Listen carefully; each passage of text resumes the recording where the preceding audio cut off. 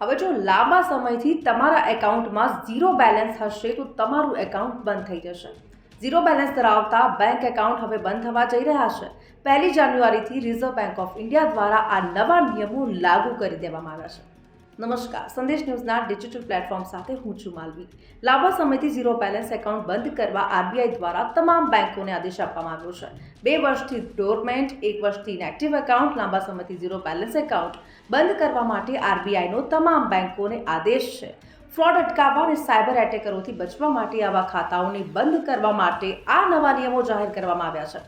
જો કે બંધ થયેલ ખાતાને તમારે ફરીથી ચાલુ કરાવવું હોય તો એના માટે ખાતેદાર દ્વારા ફરી બેંકમાં જઈને તમારી કેવાયસી કરાવવી પડશે। તો આવા જ અપડેટેડ વિડીયોઝ જોવા માટે સંદેશ ન્યૂઝના ડિજિટલ પ્લેટફોર્મ સાથે જોડાયેલા રહો।